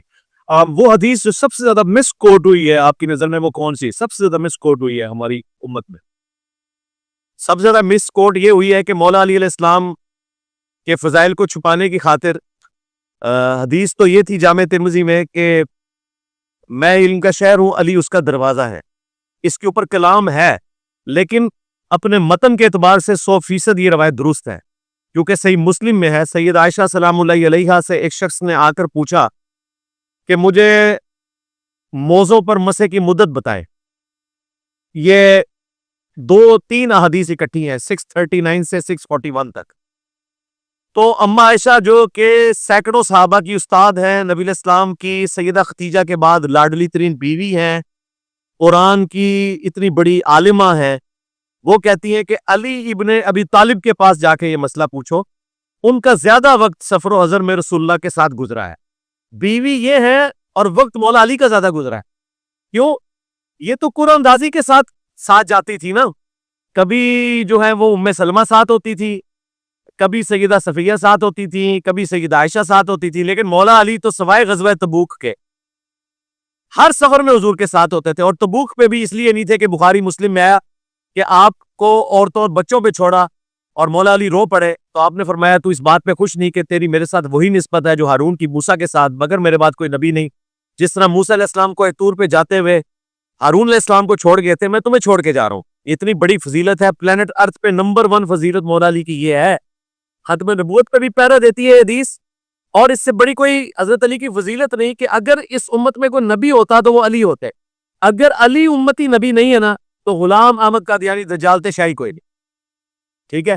تو اس حدیث کے تحت وہ بندہ آیا مولا علی کے پاس کہ اما عائشہ نے بھیجا کہ آپ بتائیں. تو انہوں نے کہا نبی علیہ السلام نے مسافر کے لیے 3 دن اور 3 رات اور مقیم کے لیے 1 دن اور 1 رات مقرر فرمائے ہیں موضوع پر مسح کرنے کے لیے. جرابوں پہ بھی ثابت ہے، موضوع پہ بھی ثابت ہے. تو اس کے تحت ہم یہ سمجھتے ہیں کہ یہ بات اپنے متن میں درست ہے کہ نبی علیہ السلام علم کا شہر ہے، علی ان کا دروازہ ہے. لیکن انہوں نے ساتھ جوڑ دیا کہ جی ابو بکر جو ہیں وہ دیواریں ہیں اور حضرت عمر جو ہیں وہ بنیادیں ہیں اور حضرت عثمان چھت ہیں. یہ بات تو دنیا کی کسی جھوٹی بھی آپ کے نا کتاب اس میں نہیں لکھی ہوئی. ہاں ترمذی میں یہ ضرور موجود ہے کہ میں علم کا شہر ہوں، علی اس کا دروازہ ہے. اس کے مقابلے پہ وہ جو کھاڑ کے حدیث پبلک میں پھیلائی گئی، میں سمجھتا ہوں یہ بہت بڑا ظلم ہوا ہے، مولا علی کے حق کے اوپر ڈاکہ مارنے کی کوشش کی گئی ہے. میں بھی ایک دل کی بات آپ کو بتانے لگا ہوں. جب آپ فضائل اہل بیت بیان کرتے ہیں نا تو اس وقت آپ سے ایک والہانہ محبت سی پیدا ہو جاتی ہے. یہ ایک جنرل فیکٹ ہے اور جب مجھ میں ہوتی تو ظاہر سب میں ہوتی ہوگی. اور میں دوسرا فیکٹ بھی آپ کو بتاتا ہوں، پھر آپ کا ویو لوں گا. اس مشکل ترین حالت میں جو جیل پہ آپ پہ گزری یا جو آپ گرفتار ہوئے یا جو 295C جیسا کیس بنا، اس میں ایک ہی وجہ ہے کہ آپ نے فضائل اہل بیت دھمکی کی چوٹ پہ بیان کیا ہے.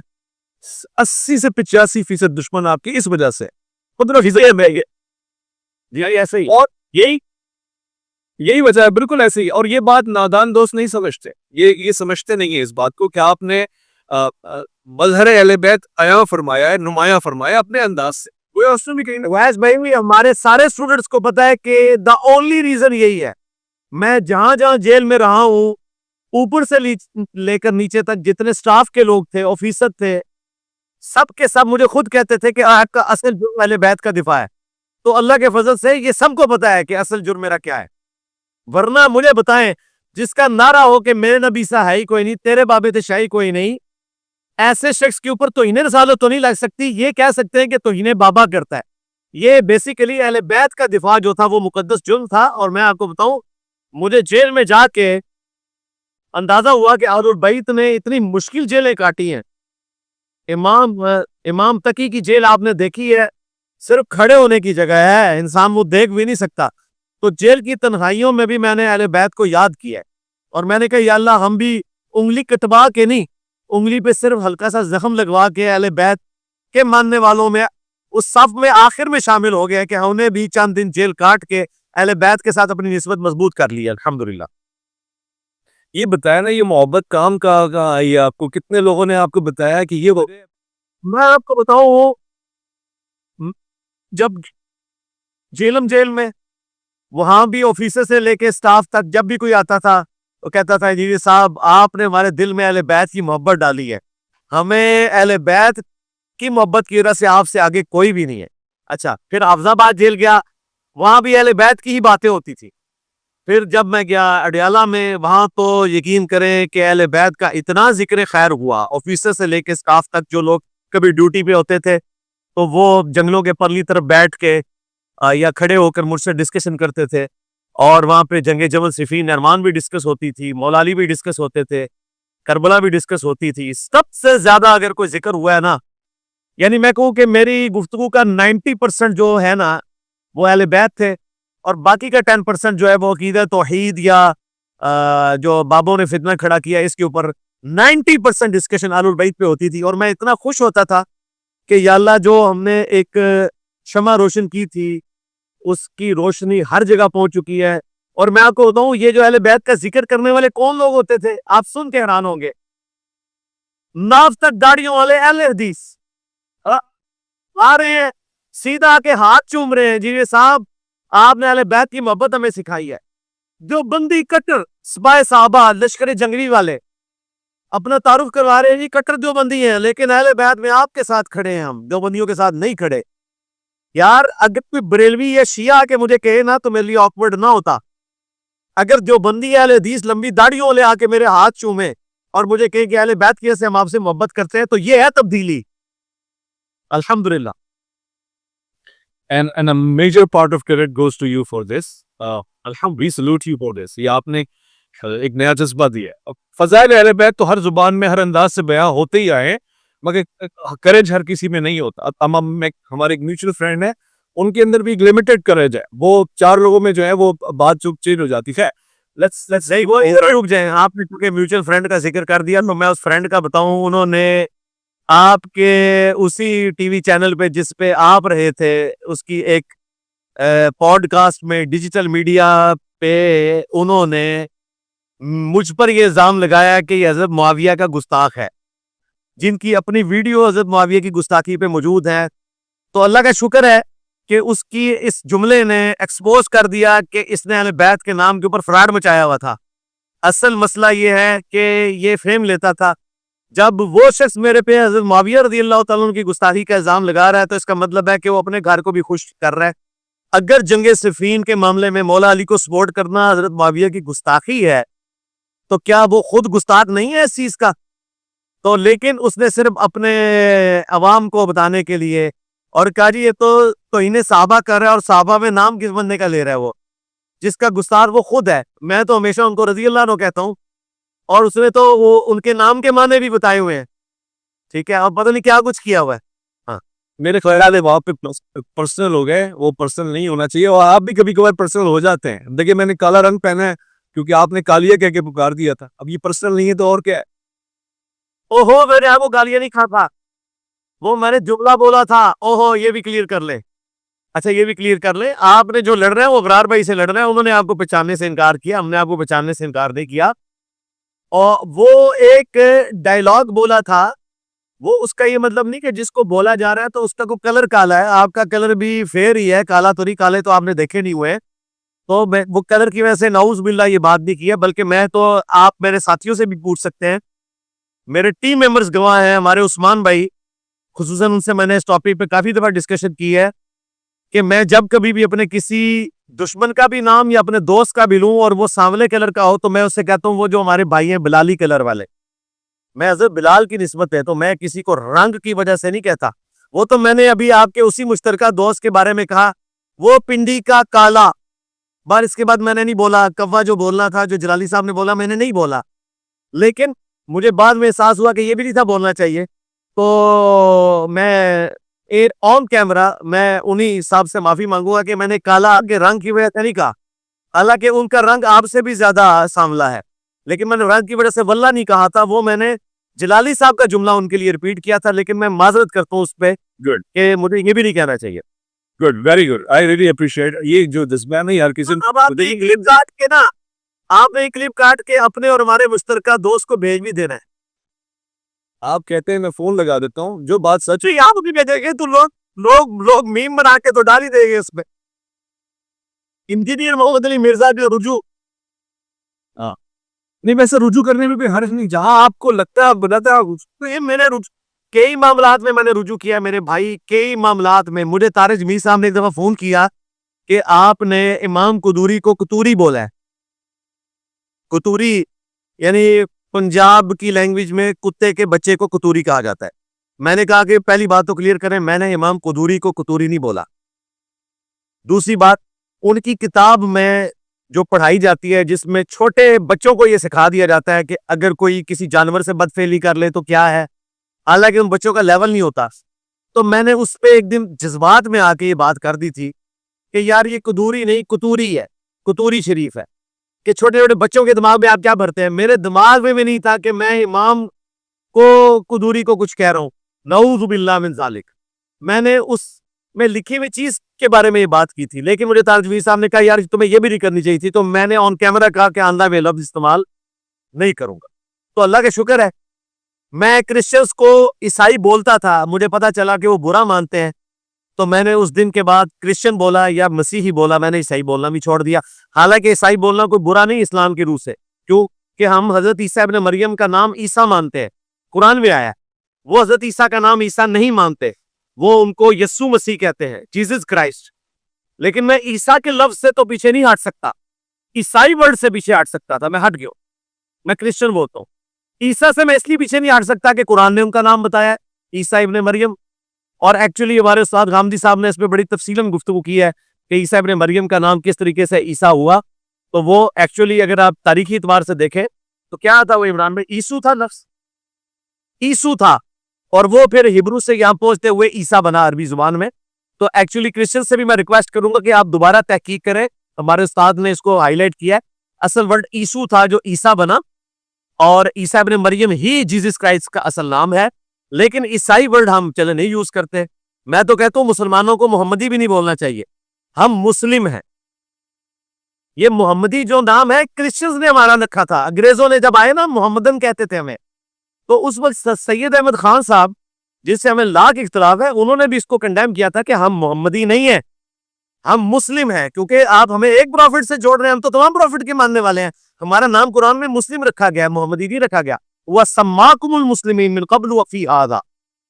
حضرت ابراہیم نے تمہارا نام مسلم رکھا تھا اس قرآن کے نزول سے پہلے, اور اللہ نے بھی مسلم رکھا تھا.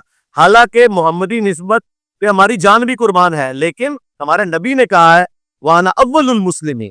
ہم اپنے آپ کو مسلم بولتے ہیں, محمدی نہیں بولتے. بہت خوب, بہت خوب, بہت خوب.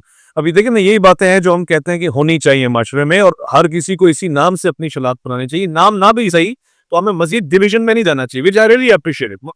آپ خیری لمبی گفتگو ہوگی, لیکن یہ بہت اچھی بات ہے, اس پہ کام کریں, اس پہ کام کریں, اس سے لوگ جڑیں گے اور ایک ریویژن ہوگا اسلام کا.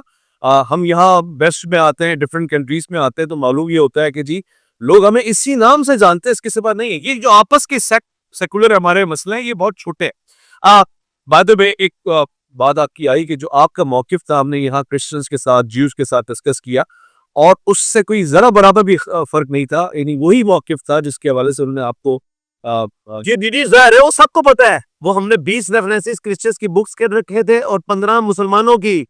یہ سیم ورڈ تقی عثمانی صاحب نے بھی استعمال کیا ہے, وہ ہمیں پتا ہے, اور ان کو بھی پتا ہے, ان کو بھی پتا ہے. جتنے خاموش ہیں نا وہ سارے ہمارے ساتھ ہیں, انہیں پتا ہے کہ غلط ہو رہا ہے. میں ریفرنس کے لیے کہہ رہا ہوں کہ یہ زبور شریف ہے, اور ابھی اب کچھ دیر پہلے ایک انٹرفیت کا ہمارا پروگرام ہو رہا تھا, تو ان سے میں نے یہ بات پوچھی اور انہوں نے کہا کہ جی بالکل اس پہ کلیئر ہے. ایسے کوئی چیز عقیدہ کے معاملے میں تو کوئی نہیں وہ کر سکتا نا کہ آگے پیچھے کرے. سو اگین مگر یہ کہ آپ کی جان کو محمد علی مرزا صاحب عرف مائے محبوب, آپ کو جان کو خطرہ ہے. آپ جو کام کر رہے ہیں وہ ایک بہت انتہائی مشکل کام ہے، اور آپ ون مین آرمی بنے ہوتے ہیں، ہر جگہ آپ نے پنگا لیا ہوا ہے، ہر چیز کو آپ نے چھیڑا ہوا ہے. آپ کے ذہن میں ہے کہ آگے کی اگر آپ کی دعوت ہے تو پاکستان میں رہ کے ہو سکتی ہے؟ جی پاکستان میں ہی ہوگی انشاءاللہ تعالیٰ، بے فکر رہے. ایک ایک کر کے سارے دشمن جو ہے وہ اللہ تعالیٰ ان کے لیے کوئی ایسے اسباب پیدا کرے گا، کیونکہ اگر میں پاکستان چھوڑ گیا تو ہماری دعوت کا کباڑا ہو جائے گا. اس کی وجہ یہ ہے کہ یہ دعوت دلیری کے اوپر کھڑی ہے. اگر لیڈر ہی بھاگ گیا تو پیچھے لوگ کیا کریں گے؟ ویڈیوز کا معاملہ نہیں ہے. میں فزیکلی ہر اتوار کو 400 سے 500 لوگوں سے ملتا ہوں جو ایک بار اکیڈمی آتے ہیں. مجھ سے لاکھوں لوگ مل کے جا چکے ہیں اور وہ اپنے استاد کو قریب سے آبزرو کر کے گئے ہیں. ہم یہیں پہ بیٹھے ہوئے ہیں، اور دوسرا ہمارے پاس ریسورسز بھی نہیں باہر جانے کے. اگرچہ 295C لگنے کے بعد گولڈن ویزا میرے ہاتھ میں آ گیا، اگر میں اسائلم لینا چاہوں یو کے کی تو لے سکتا ہوں، لیکن یہ کبھی بھی میں حرکت نہیں کروں گا. یہ ملک چھوڑ کے جائیں گے. دیکھیں ہم نے تو ابھی 1 مہینہ قنوت نازلہ پڑھی تھی، تو سب سے زیادہ وائلنٹ جماعت جو ہے اس وقت جیلوں کے اندر چلی گئی ہے 1 مہینے کی قنوت نازلہ کی وجہ سے. کوئی ایسی دعا پڑھتے نا کہ محبتیں بڑھ جاتی، وہ بھی بڑھتی بڑی ہے، محبتیں بڑی ہیں، سرکار بڑی ہے. دیکھیں کتنی محبت بڑی ہے کہ طارق صاحب نے میرے حق میں بات کی ہے. محبتیں بڑی ہیں نا، بولے ہیں نا نابی صاحب مکسو ٹھیک رہتے ہیں بڑی امام کی گدی پہ، تو وہ میرے حق میں بولے ہیں تو محبتیں تو بڑی ہیں الحمدللہ. اچھا، طارق مسعود صاحب تو آپ کی محبت میں بولے ہیں، اور انہوں نے اپنے فرقے سے بھی چیلنجز اٹھائے ہیں. ایسے لوگوں کی تو آپ قدر کریں گے نا جنہوں نے اپنے لوگوں کی بھی گالیاں. کرتا رہتا ہوں، کرتا رہوں گا انشاءاللہ. تو کب جا رہے ہیں ان کے پاس؟ کب جا رہے ہیں ان کے ساتھ ہی مل رہے ہیں؟ یہ اسکیم تو ہم دیکھیں اور آپ کی گالیوں کے ساتھ میں رابطہ کر لیا تھا، ویسے میں فون پہ کر لیا تھا.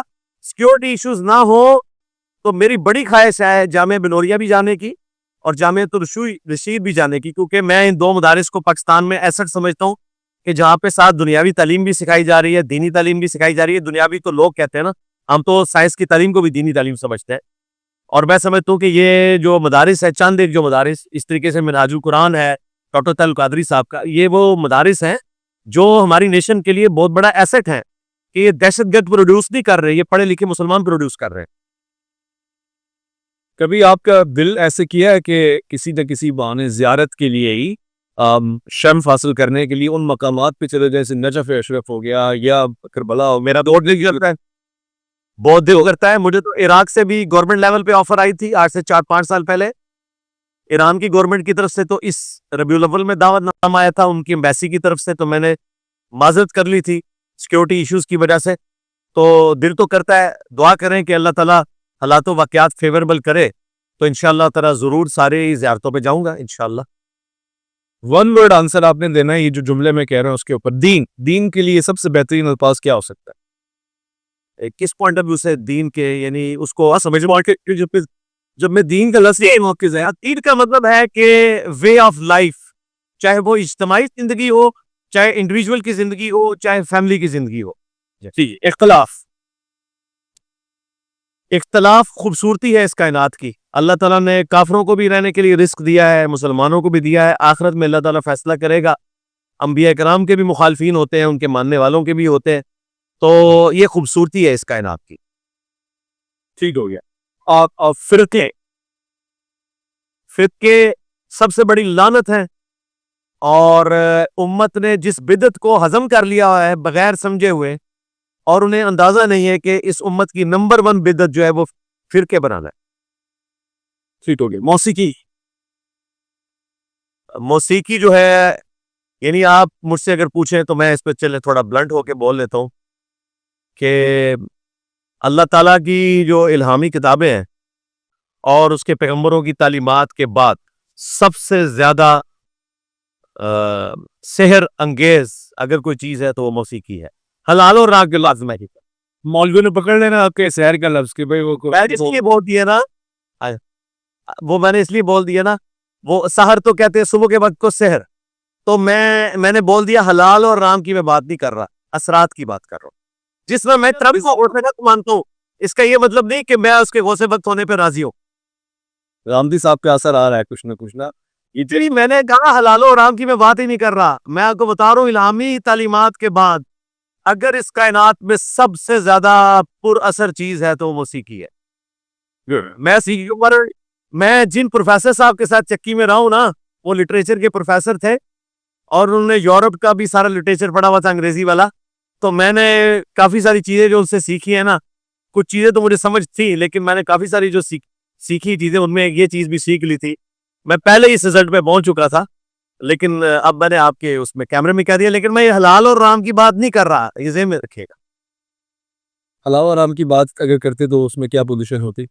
सरकार, आपने वन लाइनर पूछा है, वो इतनी बड़ी डॉक्ट्रिन है, इसलिए वो छोड़ दे, आगे चले। तारीख का सबसे अंडररेटेड सहाबी कौन है जिस पे बात ही नहीं हुई? अंडररेटेड बात ही नहीं हुई, होना चाहिए था, हक था कि उसका जिक्र होता, गुफ्तगू होती। साफी सहाबी रसूल। अच्छा, साहबी रसूल जिनके ऊपर बात होनी चाहिए थी सबसे ज्यादा, और उनकी उस लेवल पे बात नहीं हुई, मैं समझता हूं कि सैयदना अम्मार इब्न यासिर है। जितना उनका हद काट था, यानी मुझे बताएं, मेरे माँ बाप को एक दिन मेरी नजरों के सामने इतनी बेदर्दी से कत्ल किया जाए, मैं तो क्यामत वाले दिन भी इस मंजर को नहीं भुला सकता। ये तकलीफ किसी साहबी ने नहीं काटी जो अम्मार इब्न यासिर ने इस तरह की तकलीफ के एक दिन उनकी नजरों के सामने। और मैं अब मजीद बात करूं कि जितने बड़े बड़े साहब है ना, ये बड़े खानदानों से थे, इन्होंने वो तकलीफें नहीं काटी मक्की दौर में जो गरीब साहबा ने काटी हैं। उनमें अम्मार इब्न यासिर टॉप के ऊपर हैं। एक दिन में उनके माँ बाप को, सैयदना यासिर और सुमैया को, शहीद किया गया। अफसोस की बात है कि ये तो बताया गया कि उनके माँ बाप इस्लाम के पहले शुहदा हैं, लेकिन ये नहीं बताया गया कि जंग सिफीन में उनको कितनी बेदर्दी से शहीद किया गया, और वो हक और बातिल में फर्क थे। अम्मार को एक बागी जमात कत्ल करेगी, अम्मार उन्हें अल्लाह और जन्नत की तरफ बुलाएंगे, और वो जमात जहन्नम की तरफ बुलाएगी। और मैं आपको बताऊं, अल्लाह के फजल से हमने ऐसा हाईलाइट किया कि मैं इस वक्त अपने कई स्टूडेंट्स को जानता हूं, उनमें से कई मेरे टीम मेंबर्स हैं जिनकी शादियां मेरे स्टूडेंट बनने के बाद हुई हैं। सब ने अपने पहले पहले बेटों के नाम अम्मार रखे हैं, अल्हम्दुलिल्लाह। टीम मेंबर्स एक से ज्यादा ने अपने बच्चों के नाम अम्मार रखे हैं, और मोटरसाइकिलों की नेम प्लेट लगाई है 2812। बल्कि हमारे अबरार भाई, तो वो हमारे यहाँ फरहान भाई आते हैं, उनके बेटे का नाम अम्मार है, तो वो तो उसको कहते हैं 2812 को साथ नहीं लेके आया, तो उसका तो हमने नाम ही 2812 रखा हुआ है। तो अम्मार इब्न यासिर, मैं समझता हूँ कि वो इस काबिल थे कि उनका बहुत ज्यादा जिक्र होता। 2812 से एक बात जहन में आ गई आउट ऑफ द कॉन्टेक्स्ट से, मगर बड़े अच्छे आलिम है। देखिए, मैं उनकी एब्सेंस में उनकी तारीफ कर रहा हूँ, हालांकि देवबंदी हैं और कदावर आदमी है अखलाक के हवाले से भी। मुफ्ती अब्दुल वाहिद कुरैशी साहब ने बड़ा एक अच्छा इंप्रेशन दिया है इल्मी के हवाले से। आपको लगता है कि इस पाए के आदमी कि आप उनके साथ गुफ्तगू कर लें, मुबासा नहीं, मुनाज़रा, क्या क्या इंप्रेशन किया उन्होंने? एक अच्छा इंप्रेशन है। मेरी उनकी जितनी भी नशिस्तें रही है, मैंने उस आदमी को बड़ा सुलझा हुआ पाया। में तो फोन में सी लगवाने के वो हामी और मेरे खिलाफ उन्होंने बयानात भी दिए। वो प्रेशर होता है जी, आपको पता है, फिरकों में प्रेशर होता है। वो ना ही समझकर ज्यादा उनका जिक्र क्यों नहीं करते मुफ्ती अब्दुल बाकी साहब का, जो वाकई मुहिब अहले बैत है। उनको तो अल्लाह के शुक्र है हम लेके गए हैं अहले बैत वालों के पास। मेरी उनसे भी बात भी शुक्रिया अदा किया है। सारे बुजुर्गों को फोन किया है, गिलानी साहब को फोन किया है जो तसव्वुफ की गद्दी पे है, बरी इमाम, ठीक है। इसी तरीके से मुफ्ती अब्दुल कबीर साहब को, इसी तरीके से मुफ्ती तारिक मसूद साहब, मुफ्ती फजल हमदर्द, कोई बंदा नहीं मैंने छोड़ा, समेत आपके। हमारे नजदीक तो आप भी आलिम दीन हैं।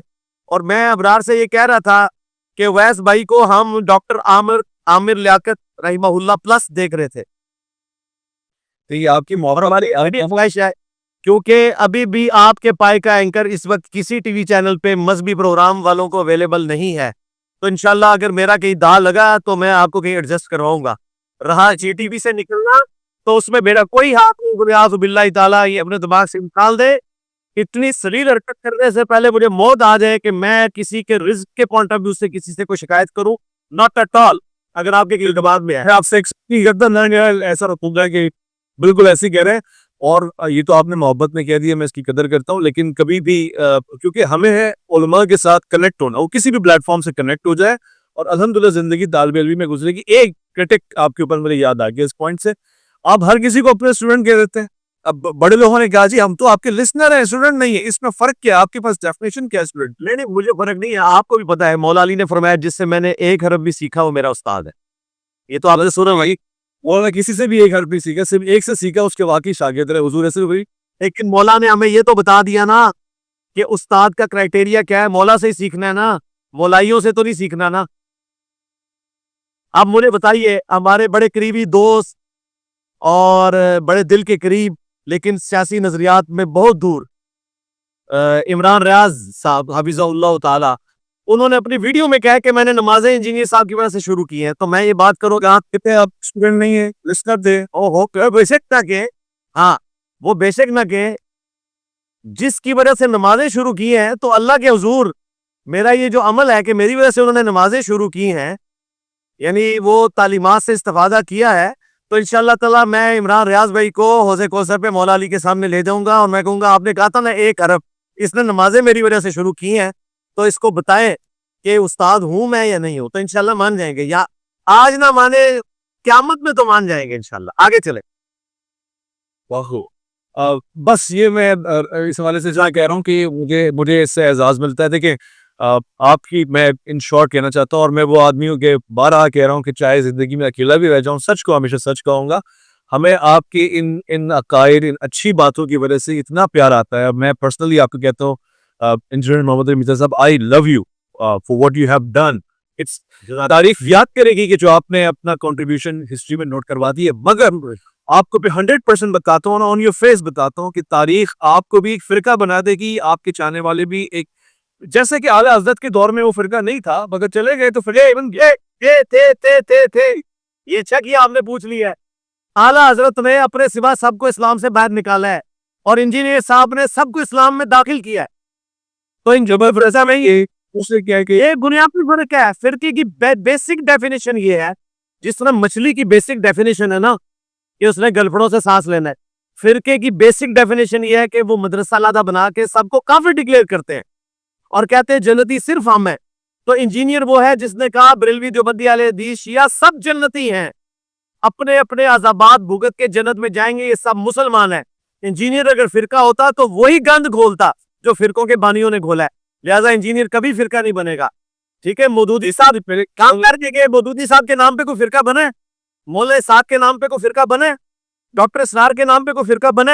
جب ان بڑوں کے نام پہ فرقے نہیں بنے تو میں تو ان سے زیادہ برنٹ ہو کے بولتا ہوں کہ فرقہ واریت حرام ہے، اور میں ساروں کو اسلام میں داخل کرتا ہوں. حالانکہ ڈاکٹر اسرار صاحب جو ہے نا وہ کنارہ کشی اختیار کرتے تھے شیعہ سے اور بریلویوں سے، دیوبند اہل حدیث کے قریب تھے، اور میں تو ان ساروں کے قریب ہوں اور ان کی عوام میرے قریب ہے. اللہ کا شکر ہے کہ فرقوں والا ایک گند بھی میرے اندر موجود نہیں، اور میری ایک اچھائی فرقوں والوں میں موجود نہیں. فرقے کی پہلی ڈیفینیشن آپ نے بتائی کہ وہ چندہ جمع کرتے ہیں. ابھی اللہ پہلی ڈیفینیشن نے بتائی کہ عام جنتی ہے، باقی سب جہنمی ہیں، اور وہ باقی خالی ٹھیک ہے نا. آپ کیس چلے آتی تو ہے نا، آپ کا کیس عدالت میں گیا، وکیل آئے جی، وہ خدا واسطے آئے نا، والنٹیئر آئے، لوگ آئے، امداد کی، یہ چندہ ایسی بنتا ہے نا، پھر اسی طرح پرچیاں بنے گی. امداد نہیں کی، اور سرکار کسی نے کوئی امداد نہیں کی. وکیل صاحب کو فیس دی ہے ہم نے، وکیل صاحب کی وہ ویڈیو آ چکی ہے، فیس دی ہے، اور میں نے بھی نکلنے کے بعد انہیں میں نے کہا کہ جو آپ میرے والد نے یا میرے بھائی نے جو فیس ادا کی ہے وہ آپ نے مجھے بتانی ہے. انشاءاللہ تعالی میرے پاس اتنی جمع پونجی ہے کہ میں وہ فیس خود بھی ادا کر سکتا ہوں. تو آپ نے مجھے بتانی ہے، میں اپنے بھائی کو اور والد کو وہ پیسے لوٹا دوں گا. ہم نے باہر کسی سے 1 روپیہ نہیں لیا. البتہ کئی لوگوں نے وکیل صاحب کو آفر کی کہ ہماری آدھی پینشن لے لیں جو ہمیں اکٹھے پیسے ملے ہیں، کسی نے کچھ آفر دی. تو ہمارے جو وکیل صاحب ہیں وہ بھی ہمارے اسٹوڈنٹ ہیں. خادم رضوی صاحب کے 2017 کے دھرنوں میں وہ سٹیج کے اوپر تقریر کرتے تھے فیض آباد میں، اور آج ہمارے وہ وکیل ہیں اللہ کے فضل سے. تو وہ وکیل بھی ہم نے ارن کیا ہے اس دعوت کی برکت سے، اہل بیت کی محبت، اور وہ بھی اہل بیت کی محبت کی وجہ سے چینج ہوا ہے، محبت کی وجہ سے. تو اللہ کا شکر ہے کوئی چندہ نہیں لیا، اللہ کے فضل سے بے فکر ہے، چندہ کوئی نہیں لیا. وہ اب دیکھیں نام میچ ہوا طاہر، تو مجھے ایک اور، اب ایک کنارے سے دوسرا کنارہ، یہ جو دوسرے طاہر ہیں جو اشرافیہ میں ہوتے ہیں، اشرفیوں میں ہوتے ہیں، ان کو آپ سے خدا واسطے کا کیا بیر ہے، اور ان کو ہر اس بندے سے کیوں بیر ہے جو چلے آپ سے کیا بیر ہے؟ ویسے یہ تو وہی بتا سکتے ہیں، پروفیشنل کوئی جیلسی ہو سکتا ہے ان کو ہو. ویسے میں ان کو دیوبندی مکتب کا بھی ریپریزنٹیٹو نہیں کہتا، کیونکہ دیوبند مکتب سب سے زیادہ ان کے خلاف ہے. اگرچہ وہ خود دیوبندی ہیں، اشرفی لکھتے ہیں اشرف تھانوی صاحب کی نسبت کی وجہ سے. تو میرا خیال ہے کہ ان صاحب کو آپ کسی بھی فرقے کے اس میں نہ شمار کریں. ان کو وہی سمجھے جو ہر زمانے میں حکومتی علماء ہوتے ہیں، اور بقول ہمارے بھائی ارشاد بھٹی صاحب کے کہ یہ وہ عالم دین ہیں جنہوں نے عدت میں نکاح کیا ہوا ہے. یعنی عمران خان صاحب کی عدت سے ابھی یہ نکلے بھی نہیں تھے، تو اگلے پرائم منسٹر کہ اس میں آگے تھے یعنی وزارت کے اندر. اور یہ ازراہ تفنن میں بات کر رہا ہوں, ظاہر ہے اس سے مراد ہم وہ نہیں لے رہے کوئی یہ میرا جملہ پکڑ کے کہ جی آپ نے کوئی بلو دی بیلٹ بات کر دی ہے. یہ بٹی صاحب کہتے ہیں میں نے یہ حرمین میں جب ملاقات ہوئی تو میں نے ان کے بارے میں ان کے منہ پہ یہ بات کی تھی کہ آپ نے عدت میں جو ہے نا وہ نیا وزیر اعظم کر لیا ہے. تو یہ تو وہ ہیں. میں آپ کو بتاؤں خدا نہ خواستہ کل کو کوئی امریکن آ کے یہاں بن گیا نا پرائم منسٹر یا پریزیڈنٹ, تو ان کی کابینہ میں بھی یہ حضرت آپ کو نظر آئیں گے. بیعت کریں گے, 30 لاکھ لوگ وہ دے دیں گے. بالکل کریں گے, بالکل کریں گے, کیونکہ ان کا مقصد تو یہ ہے کہ انہوں نے حکومت میں رہنا ہے. میری سمجھ سے باہر ہے. تو یہ جو موجودہ نسل ہے نہیں, میری سمجھ سے باہر نہیں ہے, میری سمجھ سے باہر نہیں ہے. میری تو سمجھ میں آتا ہے کہ جس بندے نے جو ہے وہ دنیا کو خرید لیا ہو, مومن تو وہ ہوتا ہے جس نے اپنی جان اور مال اللہ کو دے کے جنت خریدی ہو. جنہوں نے دنیا خریدی ہو وہ ایسے ہی ہوتے ہیں. یہ مطلب وہ بندہ مسلمان اور مولوی اور عالم دین رہے گا, چاہے اس پہ شراب کی ایف آئی آر ہو, یہ ساری چیزیں ہوتی رہیں, تب بھی آپ کہتے ہیں بھائی جامعہ ترمذی میں حدیث ہے میری امت کا فتنہ مال ہے, اور بخاری مسلم میں حدیث ہے اپنے بعد تم سے یہ خطرہ نہیں کہ تم بھوکے مرو, لیکن یہ خطرہ ہے کہ دنیا کے مال میں پڑ جاؤ گے اور تباہ و برباد ہو جاؤ گے جس طرح اگلے ہوگے. اس کی نمائندہ مثال علماء سو ہوتے ہیں, اور ان میں بھی اس دور میں علماء سو کی پیشوائی کا شرف اگر کسی کو حاصل ہے تو یہی حضرت ہے. اللہ اکبر, اللہ اکبر. میں شکریہ ادا کرتا ہوں آپ کا, آپ کی قیمتی وقت کا, اور میں درخواست کرتا ہوں کہ آپ اپنا اچھا کام اچھے انداز سے اچھی زبان سے جاری و ساری رکھیں, اور اچھے لیڈرز بھی کریٹ کریں جس کا ابھی فقدان ہے. آپ کے لسنرز, اسٹوڈنٹس ابھی اس فارم میں نہیں آئے کہ ہم کہیں کہ جی وہ بھی کہیں نہ کہیں دعوت تک آپ آن اسکرین آ کے انجام دے رہے ہوں, وچ آئی ریئلی وش کہ ایسا ہونا چاہیے. بٹ یہ کہ میں نے جو آپ کا انداز ہے, جو طریقہ کار ہے, جو اوپننس آپ کے اندر دیکھیے. لاسٹ کمنٹ کر رہا ہوں, میں اس لیے نہیں کہہ رہا کہ آپ کے سامنے ہوں, میں تو آپ کو پتہ پیچھے بھی اور آگے بھی یہی بات کرتا ہوں. اگر یہ جو میں نے جس انداز سے آپ کو کاؤنٹر کیا, آپ کو جو غلط سمجھا اس کو غلط کہا, کسی دوسرے مفتی کو کہا ہوتا نا تو وہ میری جان کو پیدا نہ تھا. اس نے وہ بلاؤز سے بھی اور سب کچھ, یعنی یہ آپ کا ظرف ہے کہ آپ نے پرسنل چیز کو پرسنل لیا, کاؤنٹر کیا, اس کو دین کا مسئلہ نہیں بنا دیا, which is where everyone has to learn. Owais بھائی میں اس پہ میں فائنل ورڈکٹ آپ کو دوں کہ آپ کسی سیکولر سے, ایون کسی ایتھیسٹ سے بھی گفتگو کرتے ہیں ونریبل نہیں ہوں گے, کیونکہ وہ آپ پہ توہین مذہب کا الزام نہیں لگائے گا. لیکن کسی مولوی سے گفتگو کرتے ہوئے آپ ونریبل ہوں گے, وہ پہلا کام یہی کرے گا کہ آپ پہ توہین مذہب کا الزام لگا دے گا. ایسا ہی جس کی وجہ سے لوگ ایتھسٹ ہوتے ہیں, جس کی وجہ سے لوگ دین سے خیقیدہ ہوتے ہیں. یہ بائی پروڈکٹ ہے ان کی, مولویوں کے ایٹیچیوڈ کی بائی پروڈکٹ ہے ایتھیزم, اور وہ والا سیکولرزم جسے ہم غلط سمجھتے ہیں. جس سیکولرزم کو ہم صحیح سمجھتے ہیں اس کی تو ہم سپورٹ میں کھڑے ہوئے ہیں, لیکن جو غلط سیکولرزم ہے اس کی بنیاد کی مولوی ہے. ایسا ہی ہے. تھینک یو ونس اگین, بہت بہت شکریہ. انشاءاللہ سلسلہ رہے گا, جب آپ سے سوال پوچھنے کا وقت آئے گا امید ہے آپ ہمیشہ ہر کسی کے لیے ایسی دعوت کھول کے رکھیں گے. اور ہاں, یہ بات نہیں ہے ابرار کے اوپر غلط الزام سے لگا دیتا ہے کوئی عمران بھائیوں کی, کوئی ڈکٹیشن ہوتا ہے, کوئی سوال بھیجے جاتے ہیں. ایک ریکویسٹ ہوتی ہے کہ جی آپ کوشش کیجئے گا کہ اس دائرے میں رہیں, اس کے سوا کچھ نہیں ہوتا. میں نے انہوں نے کہا یہ والا حل اس سوا کچھ نہیں ہوتا. تو یہ ان کی کریڈیبلٹی پہ ڈاؤٹ ہے میرے خیال ہے. وہ اتنا ایفرٹ کرتے ہیں, ان کو بدنام نہیں کرنا چاہیے. کوئی بھی اگر کرتا ہے تو ایسا کبھی بھی نہیں ہوا کہ ہمیں سوال لکھ کے بھیجا اور کہا کہ یہی پوچھنا اور یہ نہیں پوچھنا. Thank you so much.